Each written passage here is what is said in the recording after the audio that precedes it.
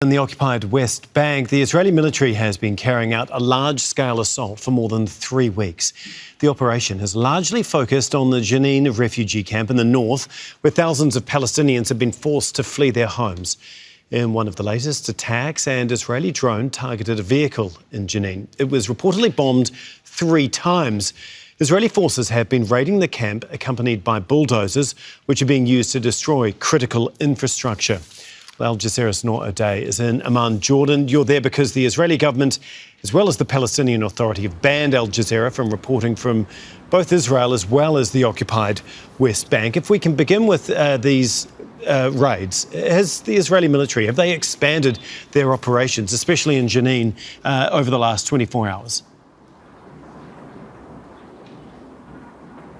Well, Tom, it seems that the Israeli army is digging in deeper in Jenin, in Tulkarem, and continuing nightly raids across the occupied West Bank. And what we've been hearing from official sources in Tulkarem, for example, is that this onslaught has resulted in the displacement of 85% of residents in the Tulkarem refugee camp, of a significant portion of residents in the Jenin refugee camp, which is now almost unrecognizable in some areas. This mass displacement is happening while Israeli military officials are telling, for example, the Palestinian Business Bureau in Jenin, that their plan is to completely change the geography of the camp to essentially make it an outskirt of Jenin, and that there are some areas where return will simply not be possible because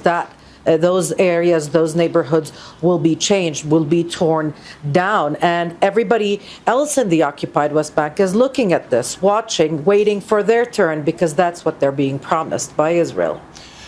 People have obviously been battered for 3 weeks now, for more than 3 weeks. Can you just talk us through the psychological impact of exactly what is going on there and how that's impacting people? It is very traumatic, Tom, not just for those refugees who are being uprooted, but for everybody else watching. And this, they're not just watching while their life continues normally and peacefully and securely. There are overnight raids everywhere in the occupied West Bank, and all of those tactics result in what human rights organizations call the silent transfer, silent displacement. Let me give you an example. Overnight, Israeli forces raided Beit Jala, a small town between Bethlehem and Jerusalem. They went into the home of an 80-year-old woman who's living on her own, woke her up, ransacked her home, searched for weapons which, of course, do not exist, went into the house of her son, woke him up and her grandchildren. They are now traumatized, scared, believing that this will continue, this will repeat.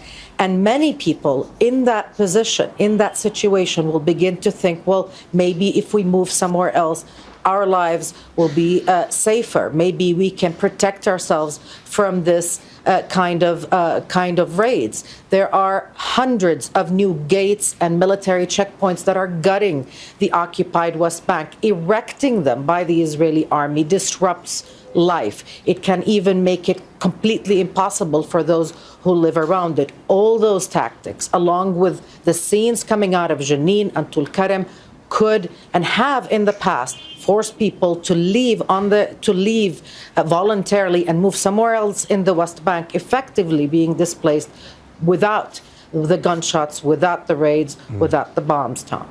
Thank you so much, Nour, for talking us through all of that. It's Nour Odeh in Amman.